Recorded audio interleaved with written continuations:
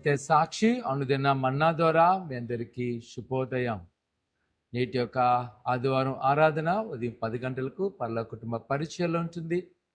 ప్రతి వారు కూడా సకాలంలో రావాల్సిందిగా కోరుకుంటున్నా.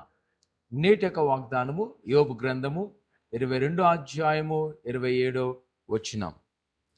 నీవు ఆయనకు ప్రార్థన చేయగా నీ మనవి ఆలకించును, నీ మృక్కుబలను నీవు చెల్లించెదవు. ప్రియ సహోదరి సహోదరులారా, నేటి యొక్క ఉదయకాల సమయంలో దేవుని సన్నిధికి వస్తున్న మనము అనుకుంటా ఒక సాంప్రదాయకంగానో ఆచారకంగా రావాలి అనుకుంటాం. కానీ దేవుని యొక్క వాక్యం సెలవిస్తుంది, నీవు మొరపెడితే ఆయన ఆలకించును.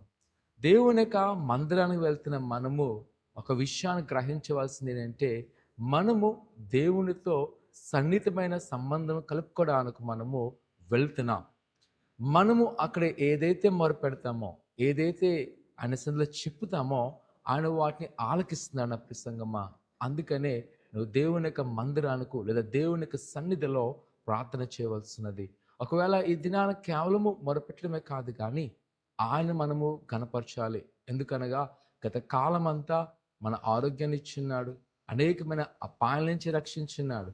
ఎవరైతే ఆయన స్తుతిస్తారో, ఎవరైతే ఆయన గణపరుస్తారో వారిని ఆయన గణపరిచే దేవుడు.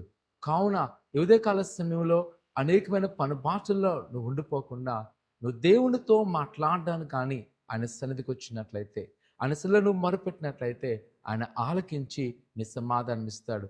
కొన్నిసార్లు మనకున్న విపరీతమైన బాధలను బట్టి, దుఃఖాలను బట్టి దేవుని సన్నిధికి దూరం అయిపోతుంటాం, లేదా నిరాశపడిపోతుంటాం. కానీ దేవుని యొక్క వాక్యం బలపరుస్తుంది. నువ్వు ప్రార్థన చేస్తున్నట్లయితే ఆయన ఆలకించును.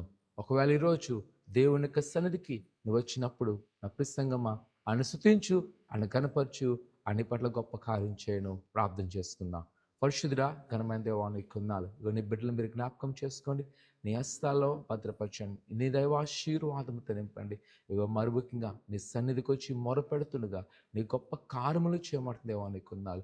వారు అనుకున్న ప్రతి ఆశలు నెరవేర్చమంటున్నాను దేవా నీకు వందనాలు. నీ సెలవు దేని గురించి అయితే నేనైనా వారు మొరపెడుతూ విజ్ఞాపన చేస్తున్నారో నీ సమాధానం దయచేయమని యేసు అడుగుతున్నాం తండ్రి, ఆమేన్. విశ్వాసముతో ఆయన సన్నిధిలో అడగండి, ఆయన మీ పట్ల గొప్ప కార్యం చేయను గాక.